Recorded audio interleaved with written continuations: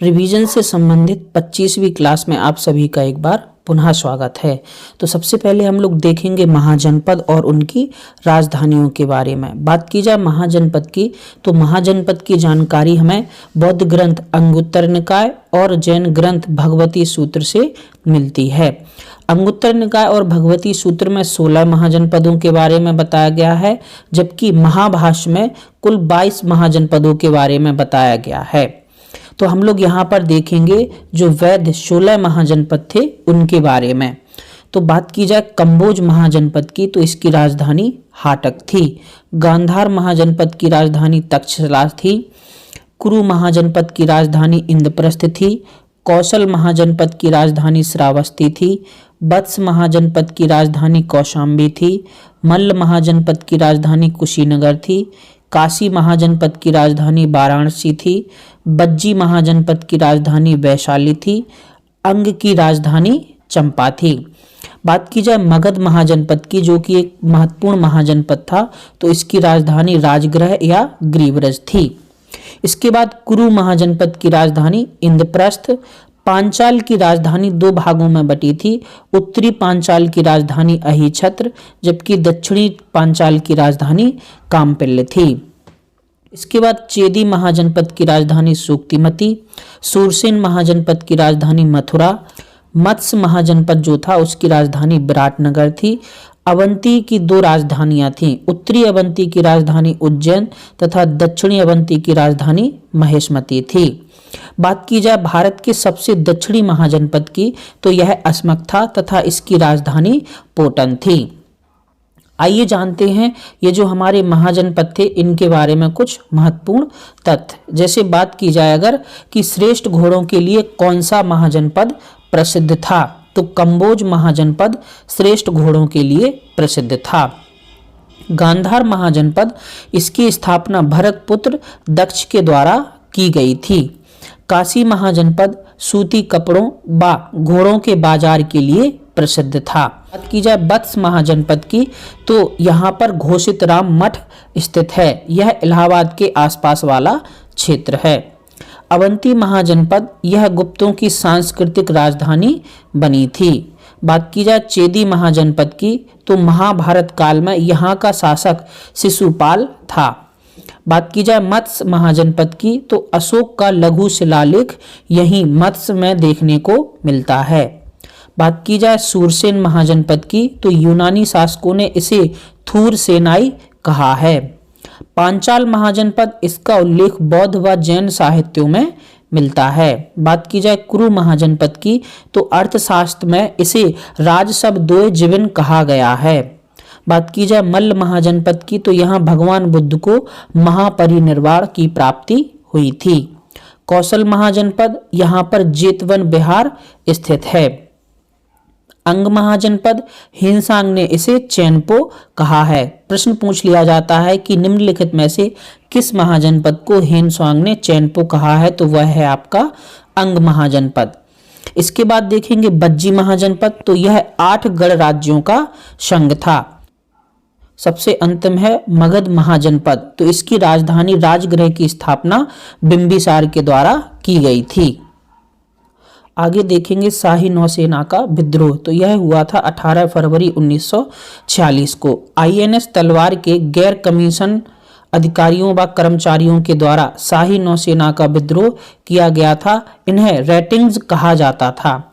इनकी शिकायत थी कि इन्हें खराब भोजन दिया गया है और इसी वजह से यह शाही नौसेना का विद्रोह था। हालांकि तात्कालिक कारण इसका ये था कि आईएनएस तलवार पर एक नाविक था जिसका नाम था बीसी दत्त। उसने क्या किया था कि जहाज की दीवारों पर अंग्रेजों भारत छोड़ो लिख दिया था।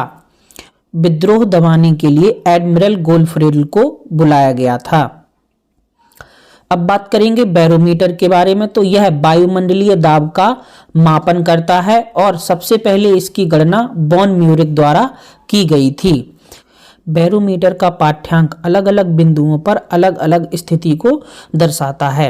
यदि बैरोमीटर का पाठ्यांक धीरे धीरे ऊपर चढ़े तो इसका मतलब है स्वच्छ वातावरण रहेगा। यदि बैरोमीटर का पाठ्यांक धीरे धीरे नीचे गिरता है तो यह वर्षा की संभावना को दर्शाता है।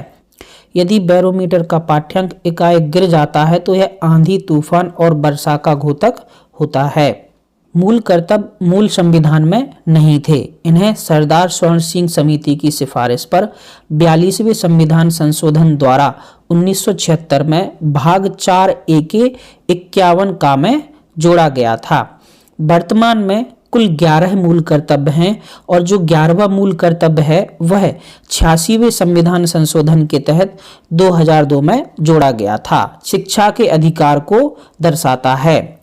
मूल कर्तव्य का स्रोत सोवियत संघ यानी रूस है। जब आगे बात करेंगे तीनों गोलमेज सम्मेलनों में भाग लेने वाले व्यक्तियों के बारे में। तो तीनों गोलमेज सम्मेलन में सबसे पहले तो बहुत महत्वपूर्ण है डॉक्टर BR अम्बेडकर। इसके अलावा MR जैकब, तेज बहादुर सप्रू, KD थॉमस तथा मोहम्मद अली जिन्ना, ये ऐसे व्यक्ति थे जिन्होंने तीनों गोलमेज सम्मेलनों में भाग लिया था। आगे बात करेंगे विभिन्न प्रकार की झीलों के बारे में। जैसे विवर्तनिक झील की बात की जाए तो यह पृथ्वी की आंतरिक हलचल से निर्मित होती है। क्रेटर झील का निर्माण ज्वालामुखी के क्रेटर में पानी भरने से होता है।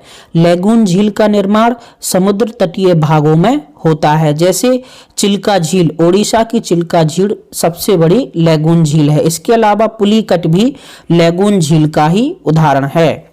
हिमानी निर्मित झील, इनका निर्माण हिमानियों के कारण होता है।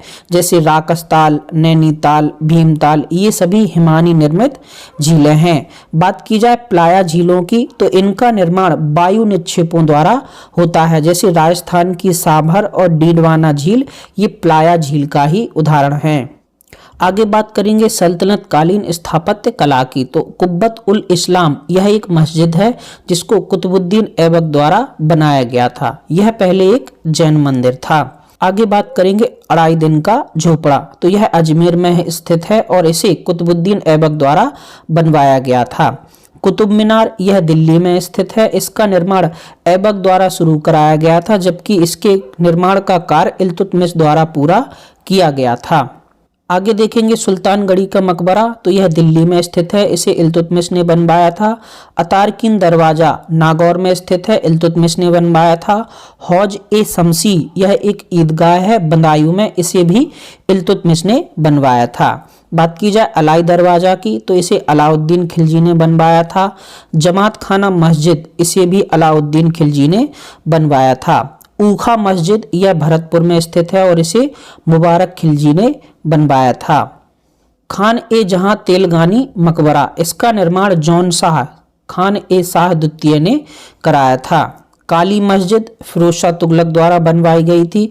आदिलाबाद किला मोहम्मद बिन तुगलक द्वारा बनवाया गया था और तुगलकाबाद इसे गयासुद्दीन तुगलक द्वारा बनवाया गया था।